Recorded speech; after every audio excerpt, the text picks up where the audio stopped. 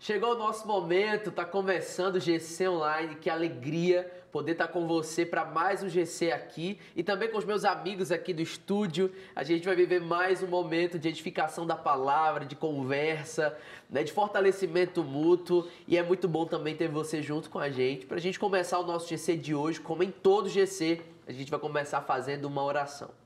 Senhor Jesus, obrigado por essa oportunidade, por esse tempo tão precioso aqui de unidade, de comunhão, de alimento da Tua Palavra. Nós oramos para que mais uma vez o Teu Santo Espírito nos conduza, fale a cada coração e que possamos conhecer mais sobre a Sua Palavra, em nome de Jesus. Amém e amém. Vamos adorar o Senhor juntos.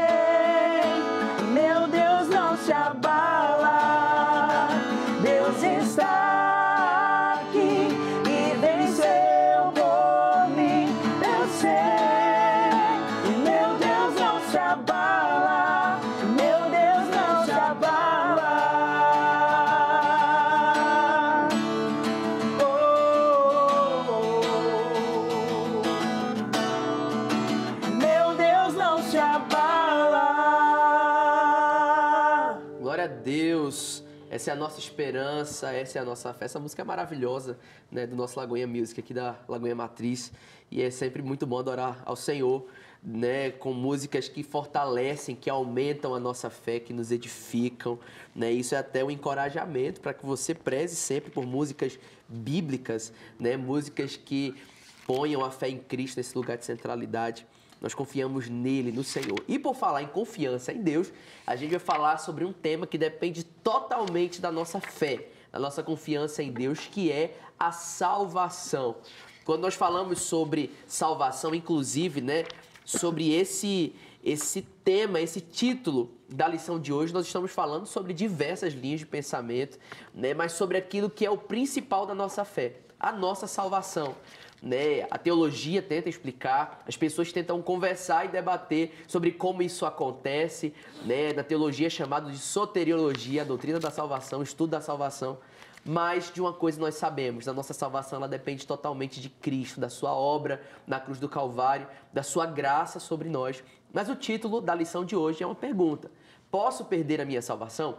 A Bíblia nos fala, no texto base, em Hebreus capítulo 6, do verso 4 ao 6, o seguinte: ora, para aqueles que uma vez foram iluminados, provaram o dom celestial, tornaram-se participantes do Espírito Santo, experimentaram a bondade da palavra de Deus e os poderes da era que há de vir e caíram, é impossível que sejam reconduzidos ao arrependimento, pois para si mesmos estão crucificando o Filho de Deus e sujeitando-o à desonra pública.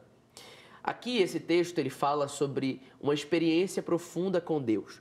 Diante de um novo nascimento, Diante de um encontro verdadeiro com Jesus, nós somos marcados e Deus ele é poderoso para operar em nós essa obra do novo nascimento. Quando a Bíblia fala lá em João, capítulo 1, né, que Jesus veio para os que eram seus e os seus não receberam. Mas aqueles que o receberam, aqueles que creram no seu nome, a estes deu-lhes o poder de serem feitos filhos de Deus. Não por vontade própria, por vontade humana, mas pela vontade de Deus, pelo bom propósito de Deus. Deus opera em nós, né, a obra da salvação, independente de qual seja a sua linha de pensamento, a sua linha teológica. Todos entendem essa questão tão essencial da fé cristã. A salvação ela não é obra humana ou fruto de obras humanas. A salvação ela é fruto da obra da graça de Deus nos nossos corações. O Espírito Santo, a Bíblia fala, ele nos convence do pecado, da justiça e do juízo. Pelo Espírito Santo nós somos convencidos da nossa necessidade de salvação, da nossa necessidade de crer na obra de Cristo. E a partir do momento que ele gera essa fé em nós e nós cremos, ele opera em nós o novo nascimento e então ele começa uma obra, né, de salvação na nossa vida. Né? Existe um termo que explica esse processo de salvação, que é o já, mas ainda não. Pela graça, nós já somos salvos. Pela graça de Deus, nós já nascemos de novo, nós já temos espiritualmente essa obra completa dentro de nós. Mas nós ainda estamos em um processo de salvação.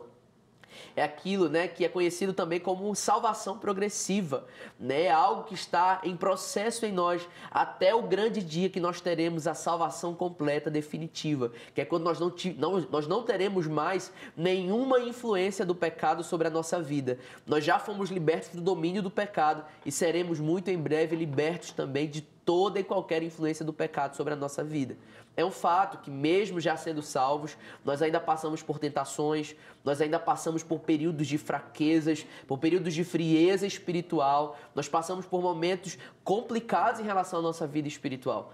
Mas muito em breve, de forma plena, completa, não lidaremos mais com isso, porque estaremos em um corpo glorificado. Esse corpo aqui, ele ainda é influenciado pelo pecado e sofre com as consequências do pecado. Mas em breve nós teremos um corpo de glória, um corpo perfeito, pleno, que não teremos mais essa influência e por isso, né, na eternidade, como a Bíblia fala, nós não vamos sentir dor, tristeza, angústia, não vamos sofrer com doenças, com dores, né, porque nós estaremos em um corpo de glória e estaremos plenamente na presença de Cristo Jesus. A partir do momento, então, que nós fomos salvos, que nós somos salvos, a nossa salvação ela é manifesta em obras. Nós não somos salvos pelas obras, mas pela graça. Só que a nossa salvação ela se manifesta em obras, existem provas, a salvação precisa de frutos. O pastor Hernandes Dias Lopes diz que a salvação genuína é produtiva. A salvação de verdade, ela gera mudança na vida do cristão, na vida do crente. Se você diz que é salvo, mas você vive uma vida de todo jeito, na verdade você não foi salvo. Se você diz que você foi salvo por Cristo Jesus e você acha que pode fazer o que quiser da sua vida só porque a salvação é pela graça, você está muito errado, está muito equivocado. A vida do salvo precisa ter provas, precisa ser comprovada a salvação. E aqui a gente tem alguns tópicos dentro da nossa lição para comprovar a nossa salvação, né? Tópicos que são importantes, né? Independente se você acredita que pode perder ou não pode perder a salvação, esses frutos eles são inegociáveis na vida de um cristão genuíno. E o primeiro aqui, né, que a gente vai dar essa evidência que está aqui na lição, é o aspecto da santidade, né? A vida de santidade. Será que eu posso ser crente e viver uma vida sem santidade? Ou será que a falta de santidade aponta para uma realidade de uma falta de uma experiência com Jesus verdadeira? O texto fala, né, de Hebreus 12, 14. Sem santidade ninguém verá o Senhor. Então, buscar essa santidade, essa consagração, a gente falou no programa anterior sobre a importância do jejum, que é aquele lugar de consagração, de santificação, de se abster dos desejos da carne, né, de mortificar a carne. Então, salvação remete a alguém que está procurando viver a vida santa. Né? Se a pessoa fala, eu estou salvo e agora vou viver a vida do jeito que eu quiser. Não, então tem alguma coisa errada. Né? Porque aquele que é alcançado pela obra de Jesus, aquele que foi alcançado pelo amor de Jesus, que foi convencido do seu pecado, que recebeu em Cristo o seu coração regenerado, porque o Senhor nos transformou, a essa pessoa ela tem um desejo de santificação. Eu quero viver uma vida consagrada ao Senhor. Eu quero abandonar a minha vida de pecado. Eu quero fugir das tentações. Então, é um reflexo alto na vida de uma pessoa, né? A gente fala que a marca do cristão é o arrependimento. E a pessoa que ela é convencida dos seus pecados, ela entra no arrependimento e logo numa santificação. Bom, eu me arrependi disso, né? E agora, não é que, beleza, eu pedi perdão. Se eu fizer de novo, eu peço perdão e tá tudo bem, né? Como a gente falou, a graça ela não é um salvo-conduto para pecar, né? Eu não vou, não, beleza, qualquer coisa tem um depósito de graça ali, então se eu errar, eu vou lá e pego uma porção do dia e tá tudo certo. Não é esse tipo de vida, não é uma banalização da graça, né? A salvação, ela remete a uma pessoa que busca a santificação. É uma pessoa que está buscando cada dia mais viver uma vida santa e consagrada ao Senhor. Ser santo como o Senhor é santo, né? E se nós fomos salvos pela graça, nós temos a natureza de Deus, nós queremos responder ao Senhor com a natureza dele. Ele é santo e eu quero ser santo, né? Eu quero que esse relacionamento seja harmonioso. Então, eu vou buscar essa santificação. Então, santificação é uma marca do crente. Amém, glória a Deus. O pastor Márcio, ele tem algumas frases que são pérolas preciosas em forma de prática para a nossa vida. E o pastor Márcio, uma das frases dele é que o santo não é aquele que nunca se suja. O santo é aquele que está constantemente se limpando, né? Nós estamos em um processo de santificação. Nós estamos em um processo de purificação. E é um processo que é progressivo, é um processo crescente e que é consequência na vida de alguém que verdadeiramente foi salvo, de alguém que verdadeiramente encontrou com Jesus. É viver de forma progressiva esse processo de santificação, né? E esse é um processo que muitas vezes não vai envolver os nossos sentimentos. Muitas vezes as nossas vontades, os nossos impulsos apontam para uma outra realidade, né? Para a realidade de uma vida de pecado, porque a nossa carne, ela deseja o que é pecado, ela ama o que é pecado, mas pela fé e por obediência à palavra de Deus, nós lutamos contra o pecado para viver essa vida de santificação. Existe um outro aspecto que nós precisamos falar em relação a esse assunto de salvação, que é o assunto do primeiro amor, né? Algumas pessoas tratam o primeiro amor como aquele momento ali, pós-conversão, só um tempo cronológico ali da emoção, aquele período ali da paixão, né? Só que o termo, ele é primeiro amor, não primeira paixão, não os primeiros meses. É óbvio que é maravilhoso quando a gente está ali muito bem motivado e a gente quer testemunhar de Jesus para todo mundo, né? Na verdade, a gente precisa conservar isso o tempo inteiro da nossa vida. Esse amor por Jesus, esse amor pela presença de Deus, esse amor pela eternidade, ao ponto de a gente querer levar todo mundo junto com a gente e a gente querer mostrar para todo mundo a nossa salvação, né? Aquele momento que a gente vive o dia inteiro ouvindo louvor e ouvindo a palavra e falando a palavra de Deus. Isso a gente precisa conservar. Mas isso não é apenas algo emocional, isso é algo que nós precisamos conservar na nossa vida. Mas, né, eu quero continuar conversando com os meus amigos aqui sobre esse assunto também, né, a importância desse primeiro amor, né, na nossa trajetória cristã. Gente, é um privilégio muito grande quando nós entendemos o princípio do primeiro amor como algo que nós devemos viver independente de quantos anos nós temos convertido.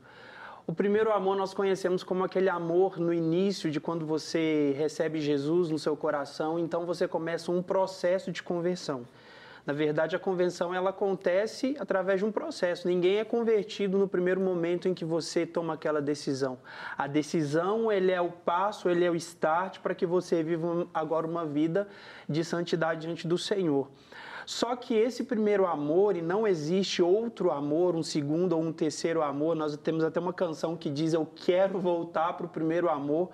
Na verdade, esse é o amor que Deus quer que nós vivamos para sempre. Uma vez que nós entregamos a nossa vida para Jesus, reconhecemos Jesus como Senhor e Salvador, quando nós somos convencidos pelo Espírito Santo do pecado, do juízo, Deus deseja que nós vivamos uma vida de amor por Ele eternamente. Que esse amor se consuma na eternidade com Cristo Jesus. Mas diante dos percalços do caminho desse processo, muitas vezes, ainda que nós tenhamos já passado pelo processo de convenção, ainda que nós já tenhamos abandonado alguns pecados de estimação que muitas vezes nós cultivamos no nosso caminho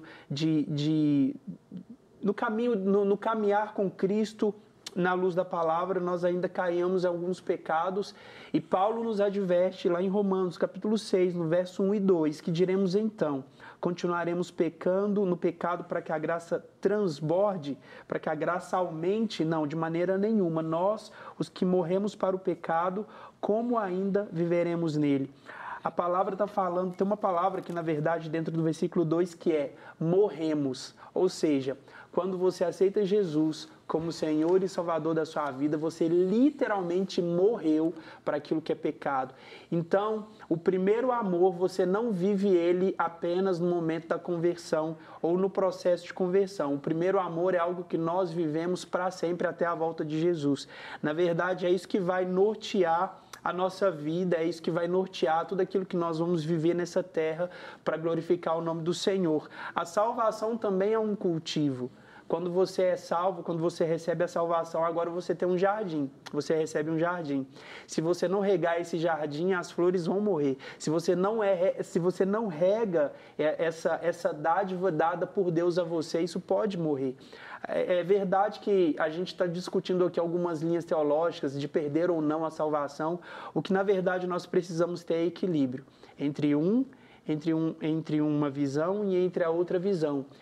Nós não podemos negociar princípios. Isso aí, de fato, nós não podemos negociar, porque os princípios, eles são primordiais para que a gente seja salvo. Inclusive, é uma instrução de Paulo a Timóteo, na segunda carta: olha, tome cuidado com aquilo, com os falsos profetas, com as falsas doutrinas que se levantarão, e eles amontoarão para si mesmos falsos mestres conforme os seus próprios desejos. Isso aí é inegociável.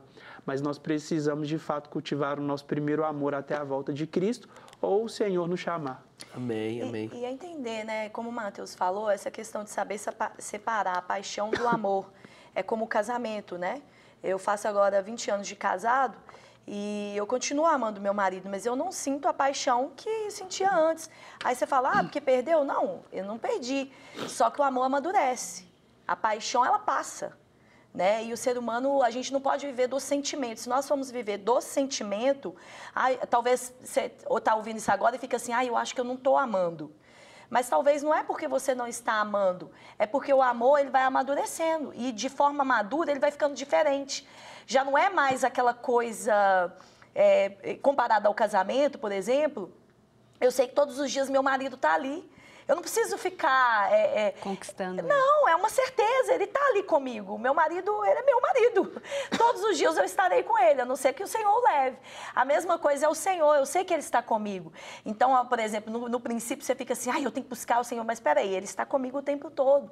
Talvez você comece a ter aquela segurança, aquela confiança de que eu estou lavando vasilha, meu amor está aqui comigo. Ele é meu Deus, a minha aliança, ela continua. Não são momentos específicos, né? Não é porque, por exemplo, eu estou aqui gravando, mas eu estou aqui gravando, meu marido não está aqui, mas ele continua sendo meu marido. A minha aliança continua. Então, você vai tendo um entendimento, um amadurecimento. Então, assim, não fica desesperado se você achar, meu Deus, talvez, pergunta para o Espírito Santo, será que eu estou te amando, né? Será que eu realmente estou nesse primeiro amor? Eu preciso voltar se eu não estiver. Mas não se preocupe, talvez, se o amor está tomando uma forma diferente, porque essa forma diferente pode ser um amadurecimento.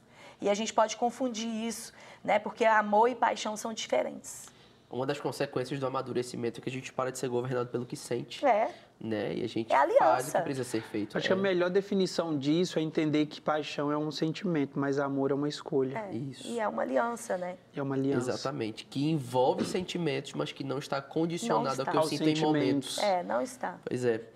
E é justamente isso que faz a gente buscar a santificação, né? Mesmo quando a gente não sente vontade de ser santo. Mas aí, já que a gente está no assunto de amor, a gente vai para a terceira coisa, que é o amor pelos irmãos, o amor ao próximo, que também é uma prova da veracidade do nosso cristianismo, né? Tá falando aí desses frutos, né? Não tem como. Por exemplo, eu já ouvi coisas assim, eu sou salvo, eu amo Jesus, mas eu detesto gente. Peraí, Jesus gosta de gente. Então, assim, a gente tem que entender, né, como está falando aqui em 1 João 2,9, quem afirma está na luz, mas odeia o seu irmão, continua nas trevas. Então, talvez estamos nos enganando, né? Porque se nós continuamos tendo esse sentimento de odiar pessoas, de desejar o mal, de pegar ali o salmo e dê cabo, Senhor, dê fim aos meus inimigos. Né, gente? Isso passou. Né? As coisas não são assim, a nossa luta não é contra a carne nem contra sangue, mas contra principados, potestades. Senhor, em nome de Jesus, derruba esse principado, essa potestade que está agindo, talvez, na vida de alguém. Mas não é esse alguém, a nossa luta não é contra esse alguém, nós não podemos dar cabo aos nossos inimigos, né? Nós já passamos desse tempo e nós precisamos, sim, os frutos, eles têm que estar, ele tem que estar manifesto, né? O fruto do amor é o domínio próprio, é a mansidão, benignidade, bondade, fidelidade, paciência. Então, é o fruto que ele vai se mostrando ali, as diversas formas do amor, o amor paciente, o amor fiel, o amor alegre, o amor com domínio. Então, a gente precisa realmente, né, como fruto da nossa salvação, a gente precisa realmente demonstrar uma nova vida. Então, eu não posso odiar os meus irmãos e declarar tem sabor de mel, minha vitória hoje. Tem coisas que não condiz com o evangelho. Tem coisas que realmente não dá, gente. Não dá pra gente cantar, não dá pra gente pensar, não dá pra gente orar coisas como odiando o irmão, desejando a morte do irmão e pensando que isso vem de Deus, que isso é a vingança de Deus. Não, Deus não é assim que funciona. Ao Senhor pertence a vingança, a mim pertence o perdoar, o amar, o andar mais uma milha, né? Sempre fazer um esforço para poder estar em paz com todos. Amém, amém. Bom, isso é um tema muito polêmico, né? A perda da salvação a perda ou não da salvação é um debate que se delonga pelos séculos da história da igreja, né? Então, inclusive, né, para a gente concluir aqui, encerrar esse programa, na hora que você for fazer o seu GC aí presencial, é importante você entender que você não vai conseguir chegar num denominador comum, né? Existem algumas questões de interpretação bíblica que nós podemos, né, não concordar em tudo, porque, né, há margem, há reflexões, né, mas a gente também não vai conseguir em uma hora de conversa chegar numa resposta exata que séculos e séculos de conversas e discussões não chegaram. Existem coisas que a gente só vai ter uma resposta completa, exata na glória, na eternidade. Então eu queria que você tivesse esse zelo aí do seu GC. Eu sei que talvez esse tema vai borbulhar aí, vai gerar algumas conversas, debates, mas principalmente você que é líder, tenha muita graça e sabedoria para conduzir o seu GC, para que uma conversa bíblica aí que tem tanto poder de alimentar a nossa fé, de nos edificar, não gere divisão, não gere problemas, porque esse não é o objetivo, esse não é o propósito de Deus, essa não é a vontade de Deus, mas que a gente possa crescer no conhecimento, na graça e na comunhão, entendendo que independente das opiniões e das interpretações, aquilo que nos une é muito maior do que aquilo que nos separa. Nós estaremos com Cristo eternamente, é isso que importa. Glória a Deus, então, por esse tempo. Eu oro para que, né, o Senhor possa realmente nos fortalecer e nos dar essa segurança a cada dia, né, essa convicção, essa certeza de salvação, que é um presente tão maravilhoso que nós temos por meio da presença do Espírito Santo na nossa vida, e que isso seja propagado e alimentado dia após dia em nós e através de nós. A gente vai orar então para concluir o GC de hoje. Continua ligado, né, na Rede Super de televisão, continua participando aqui do G6 toda semana. A gente te espera sempre para esse tempo aqui de comunhão e de crescimento na palavra. Mas vamos orar. Pai, obrigado por mais um GC. Obrigado pela palavra do Senhor, que é viva e eficaz, que é poderosa, que é suficiente, que é inerrante e que é um alimento sólido ao nosso coração. Que a sua palavra gere mudança, gere fruto na nossa vida e que a cada dia, ó Pai, nós possamos amadurecer na nossa fé para a glória do Teu nome. Amém, amém e amém. Que o Senhor te abençoe. Fica com Deus. Eu confio em Deus, Nele esperarei, eu sei, meu Deus não se abate.